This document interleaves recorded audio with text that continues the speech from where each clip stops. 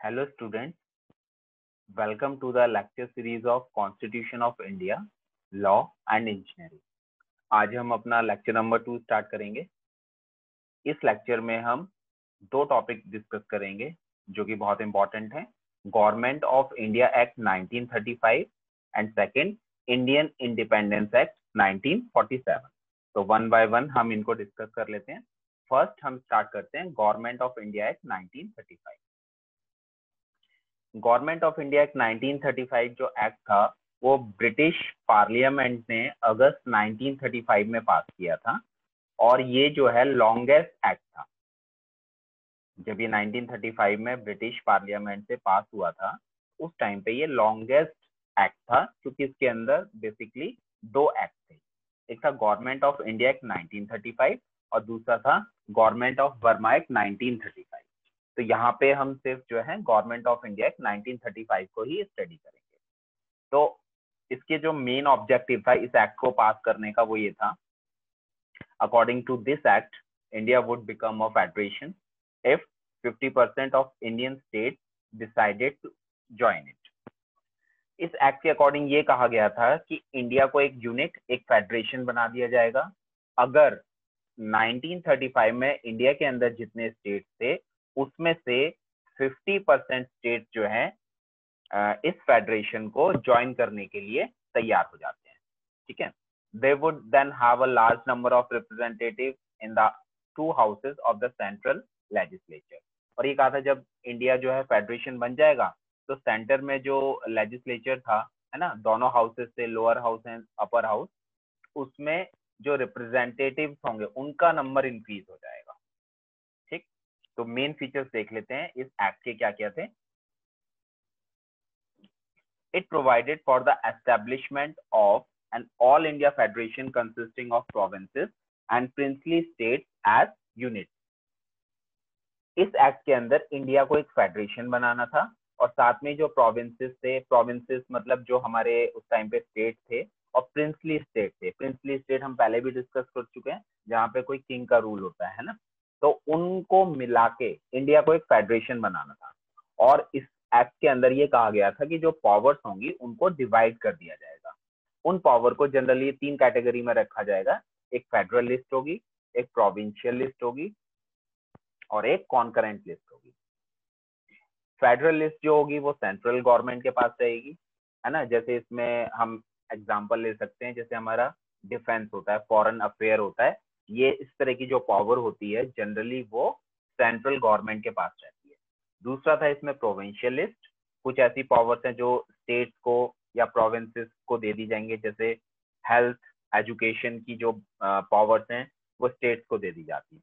और तीसरा होता है कॉन्करेंट लिस्ट।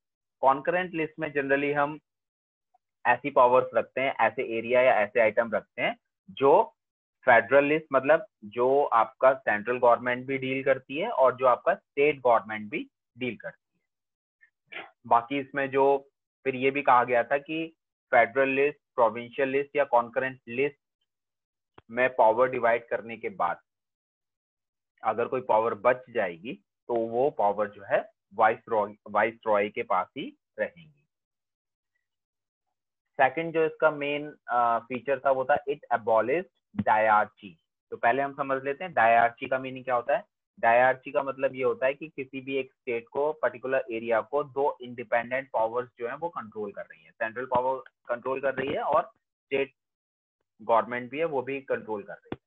तो इस तरह के जो डायआर्ची थी उसको एबॉलिश्ड करना था इस एक्ट के थ्रू, और प्रोविंसेस को ज्यादा ऑटोनॉमी देनी थी। प्रोविंशियल ऑटोनॉमी, प्रांतीय स्वायत्तता इसको बोलते हैं, मतलब जो स्टेट होंगे उनके पास ज्यादा पावर्स होंगे। The provinces were allowed to act as autonomous unit of administration in their defined sphere. और प्रोविंसेस को ये कहा गया था कि वो एज अ ऑटोनॉमस यूनिट की तरह काम कर सकती हैं, उनका जो एडमिनिस्ट्रेशन होगा उसके पास ज्यादा पावर्स होंगी, है ना। कुछ डिफाइंड स्फीयर थे, कुछ डिफाइंड एरियाज थे, उसमें प्रोविंसेस, राज्यों को ज्यादा पावर दी जानी थी। इस एक्ट का ये एक मेन फीचर था। हालांकि थर्ड पॉइंट में it provided for the adoption of diarchy at the center. Center में जो गवर्नमेंट रहेगी वहां पे डायआर्ची अभी भी रहेगी, है ना। ये इसका मेन फीचर था। लेकिन ये वाला जो फीचर था थर्ड वाला, this provision of the act did not came into operation at all, ये कभी ऑपरेशन में या उसमें आया ही नहीं। फिर it introduce bicameralism in 6 out of 11 provinces. तो पहले बाइकैमरलिज्म समझ लेते हैं। बाइकैमरलिज्म क्या होता है? बाइकैमरलिज्म का मतलब होता है कि पावर को दो पार्ट में डिवाइड कर देना, दो हाउसेस में डिवाइड कर देना, ठीक है। तो 11 प्रोविंसेस जो थी उसमें से 6 प्रोविंसेस के अंदर बाइकैमरलिज्म को इंट्रोड्यूस करना था। वो 6 प्रोविंसेस थी Bengal, Bombay, Madras, Bihar, Assam and united provinces. और इसके अकॉर्डिंग यहाँ पर इन 6 प्रोविंसेस के अंदर जो है पावर को दो हाउसेस में डिवाइड करना था, basically upper house and lower house. तो आज की डेट में भी अगर हम इसको प्रेजेंट टाइम से कंपेयर करें तो पार्लियामेंट में हमारा जो लोअर हाउस है वो लोकसभा है और जो अपर हाउस है वो राज्यसभा है। तो हमारे इंडिया के अंदर अभी भी बाइकैमरलिज्म जो है वो चल रहा है। 5th point, it further extended the principle of communal representation by providing separate electorate for depressed classes, scheduled caste, women and labor workers।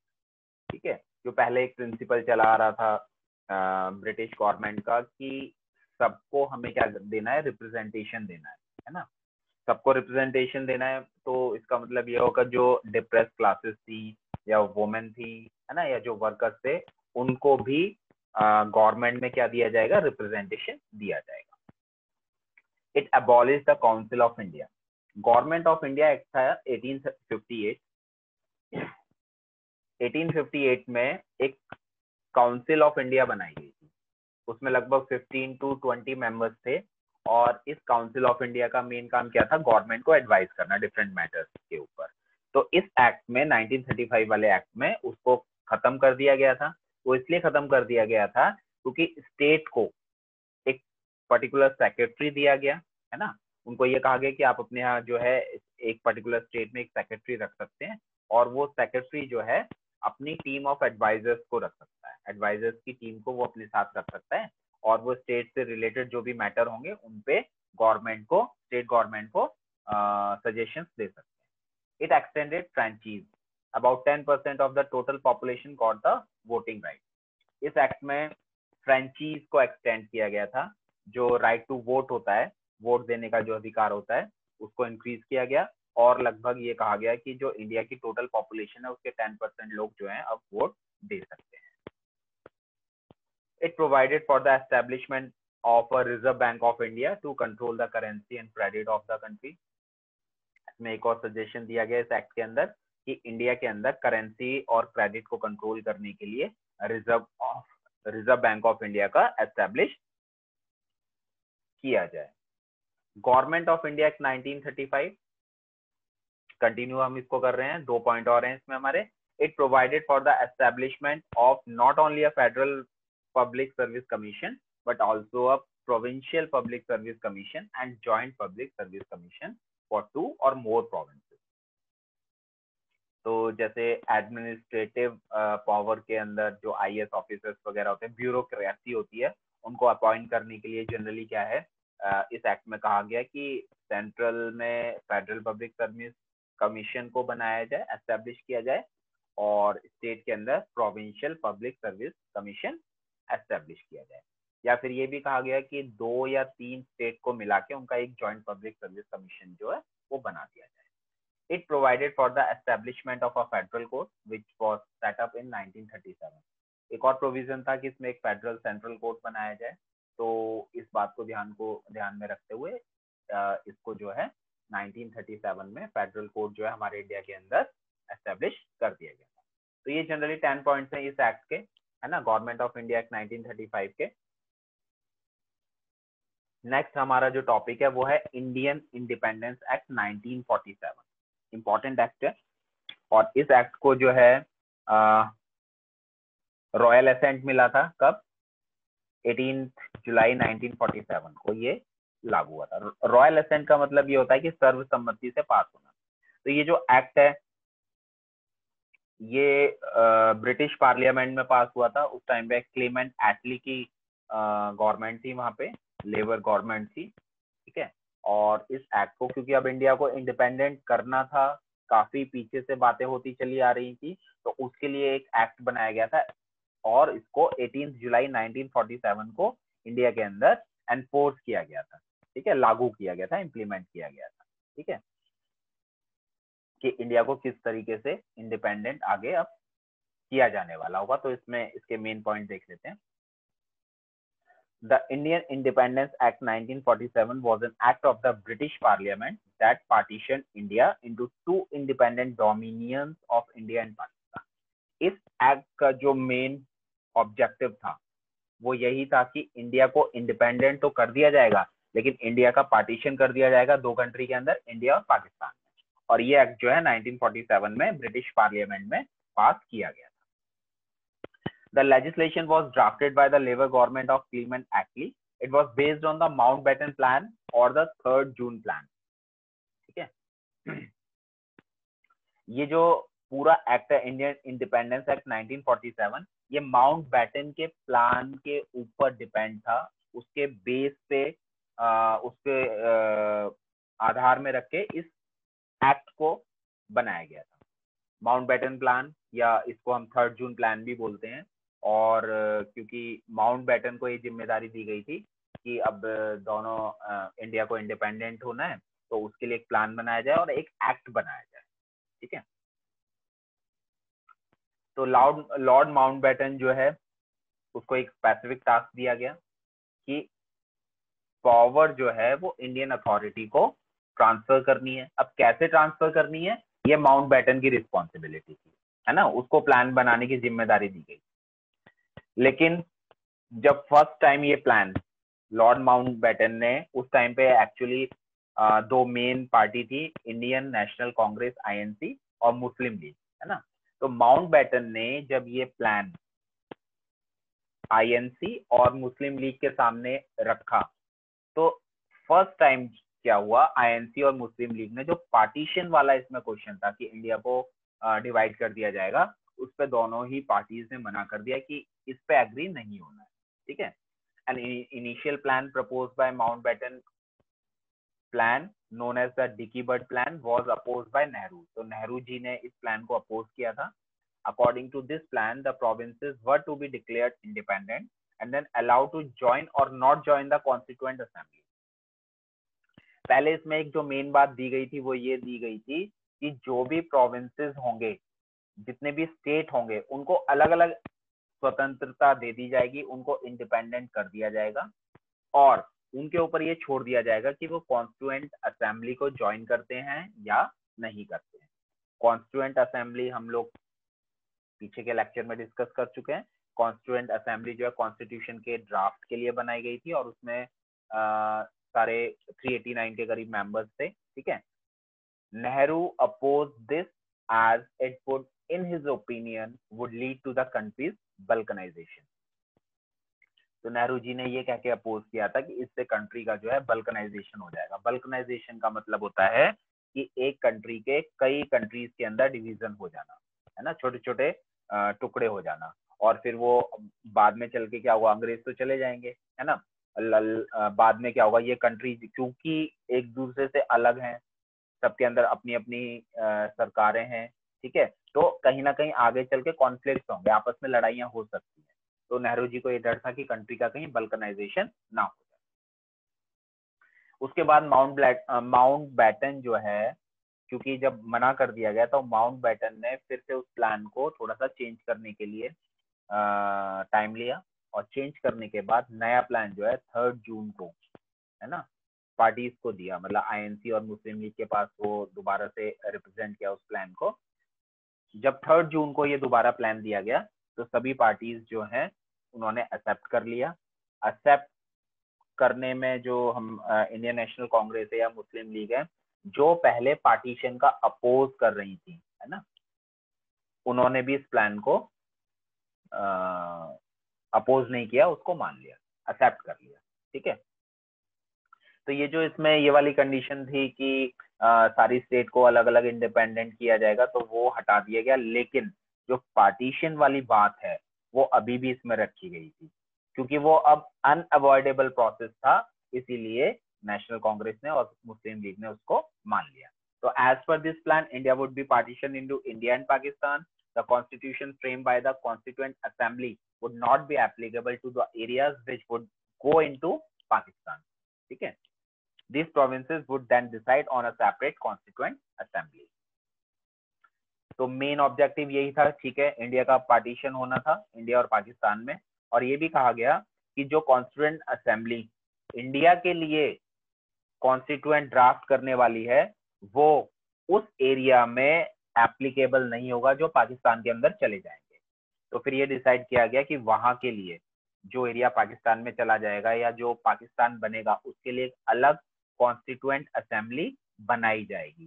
तो जैसे हमने पीछे डिस्कस किया था कि 389 मेंबर्स थे कॉन्स्टिट्यूएंट असेंबली में, तो उसमें से लगभग जो है 99 मेंबर्स जो है निकल गए थे। ठीक है, 99 नहीं, सॉरी, काफी हद तक उसमें मेंबर निकल गए थे, और उसके बाद जो कॉन्स्टिट्यूएंट असेंबली बची थी इंडिया में उसमें 299 मेंबर्स रह गए थे। बाद में हालांकि वो इंक्रीज हुए, लेकिन 299 मेंबर्स रह गए थे। बाकी पाकिस्तान, क्योंकि वो पाकिस्तान वाले एरिया को रिप्रेजेंट कर रहे थे, तो पाकिस्तान के कॉन्स्टिट्यूशन को बनाने के लिए जो कॉन्स्टिट्यूएंट असेंबली बनाई जानी थी वो उसमें चले गए। The legislative assemblies of Punjab and Bengal voted for the partition. ठीक है, जो पंजाब था और जो बंगाल था उन्होंने पार्टीशन के लिए वोट किया, according to which these provinces were to be divided between the two dominions along religious line। और उन्होंने ये भी डिसाइड किया गया कि पंजाब और बंगाल को जो है दो पार्ट में डिवाइड कर दिया जाएगा। तो आज की डेट में हम देखें तो हमारा आधा पंजाब पाकिस्तान में चला गया है, आधा पंजाब हमारे पास है। ऐसे ही बंगाल जो है उसके भी दो पार्ट हो गए, एक हमारे पास है जिसको हम वेस्ट बंगाल बोलते हैं आज की डेट में, और दूसरा जो है वो ईस्ट पाकिस्तान बन गया था, जो आज की डेट में अब क्या है, एक दूसरी कंट्री है, बांग्लादेश। ठीक है, The Assembly of Sindh was given the choice to join the Indian Constitution Assembly or not। जो सिंध असेंबली थी उसको ये चॉइस दिया गया कि वो इंडियन कॉन्स्टिट्यूएंट असेंबली को ज्वाइन करेगी या पाकिस्तान को ज्वाइन करेगी। तो उन्होंने डिसाइड किया वो पाकिस्तान के साथ जाएंगे। In the northwestern frontier province and Sialat, a referendum was to be held, which would decide the country they were to join। जो नॉर्थ वेस्टर्न फ्रंटियर प्रोविंस था, आज की डेट में अगर हम देखें तो पाकिस्तान में जो पेशावर वाला एरिया है ना, और जो सियाल हाट है, वहां पे एक रेफरेंडम करवाया जाना था। रेफरेंडम मतलब जनमत संग्रह, लोगों की वोटिंग करवाई जानी थी और उसके बेस पे डिसाइड करना था कि वो पाकिस्तान के साथ जाएंगे या इंडिया के साथ जाएंगे। ठीक है, तो अल्टीमेटली बाद में वो पाकिस्तान के साथ ही चले गए। The complete legislative authority would be given to the constituent assemblies of the new country। जो पूरी गवर्नमेंट थी या जो जितनी भी पावर्स थी वो सारी की सारी जो है कॉन्स्टिट्यूएंट असेंबली को दे दी गई नई कंट्री की। तो कॉन्स्टिट्यूएंट असेंबली में जितने मेंबर थे, है ना, वो मेंबर 1952 तक अपने अपने एरिया को रिप्रेजेंट करते रहे, या हम ये कह सकते हैं कि वो पार्लियामेंट के अंदर एज अ जो क्या कहते हैं एमएलए होते हैं, है ना, पार्लियामेंट के अंदर उस तरह से उन्होंने काम किया। क्योंकि हमारे इंडिया के अंदर जो फर्स्ट जनरल इलेक्शन हुआ था वो 1952 में हुआ था। तो जो कॉन्स्टिट्यूएंट असेंबली में जो मेंबर थे उन्होंने ही जो है 1947 से लेकर 1952 तक गवर्नमेंट को चलाया था। फिर इस एक्ट में ये कहा गया, ठीक है, जब ये एक्ट को सबने मान लिया तो इंडिया और पाकिस्तान को जो है 15 अगस्त 1947 को इंडिपेंडेंट कर दिया जाएगा। अब कौन सा एरिया पाकिस्तान में जाएगा, कौन सा एरिया इंडिया में जाएगा, तो उसके लिए बाउंड्री तय करना जरूरी था। तो उसके लिए बाउंड्री कमीशन को एस्टेब्लिश किया गया। British suzerainty over the princely state was to end. Suzerainty का मतलब होता है रूल, है ना, तो ब्रिटिश रूल जो है प्रिंसली स्टेट के ऊपर जो था वो खत्म हो चुका था। कई सारे स्टेट्स को ये कहा गया कि आप जो है इंडिपेंडेंट हैं और आप जो है इंडिया या पाकिस्तान के साथ जिसके साथ जाना चाहें जा सकते हैं। तो बहुत से इंडिया के साथ गए, बहुत से पाकिस्तान के साथ गए, और कुछ ने इंडिपेंडेंट रहना चूज किया। तो 560 स्टेट्स जो थे उन्होंने इंडिया के साथ डिसाइड किया कि वो इंडिया के साथ मर्ज हो जाएंगे। फिर जो ब्रिटिश एम्परर थे वो एक टाइटल यूज करते थे एम्परर ऑफ इंडिया, इंडिया के राजा, है ना। तो वो जो टाइटल था वो भी सीज हो गया। इस एक्ट के अंदर कहा गया कि अब उस टाइटल की जरूरत नहीं, उसको खत्म कर दिया। Until the new dominance constitutions would become effective, the heads of state would be the respective governor generals who would continue to assent laws passed by the constituent assembly in the name of the king. और ये कहा गया कि जब तक new dominance के constitution effective नहीं हो जाते, है ना, संविधान लागू नहीं हो जाता, तो दोनों कंट्री के जो गवर्नर जनरल होंगे वो हेड रहेंगे एक्चुअल में, और जो भी कॉन्स्टिट्यूट असेंबली लॉ पास करेगी उसको वो नेम ऑफ द किंग या ब्रिटिश गवर्नमेंट की तरफ से पास करेगी, है ना। इस एक्ट को रॉयल असेंट मिला 18 जुलाई 1947 को, मतलब एकदम से सर्वसम्मति से पास हो गया। और इसके बेस पर पाकिस्तान को 14 अगस्त को इंडिपेंडेंट किया गया और इंडिया को 15 अगस्त 1947 को इंडिपेंडेंट किया गया। मोहम्मद अली जिन्ना जो थे वो पाकिस्तान के गवर्नर जनरल बनाए गए और ऐसे ही माउंटबेटन को इंडिया का गवर्नर जनरल बनाया गया। ठीक है, तो ये हमने माउंटबेटन प्लान की जो अभी बात करी, तो ये माउंटबेटन प्लान था, है ना। तो इसके जितने भी मेनली पॉइंट है वो सारे के सारे जो है हमारे जो अभी हमने डिस्कस किया उसमें आ गए हैं। अगर अलग से आपको क्वेश्चन पूछा जाता है एग्जाम में कि माउंटबेटन प्लान को डिस्कस करिए, है ना, बताइए उसके मेन मेन फीचर्स क्या हैं, तो आप इसको भी अगर पढ़ लेंगे तो उससे हमारा जो है क्वेश्चन का आंसर मिल जाएगा। माउंटबेटन प्लान हमारा ये हम डिस्कस कर चुके हैं। ठीक है, तो आज के लेक्चर में हम इतना ही रखते हैं, फिर आपसे नेक्स्ट लेक्चर में मिलेंगे। Thank you.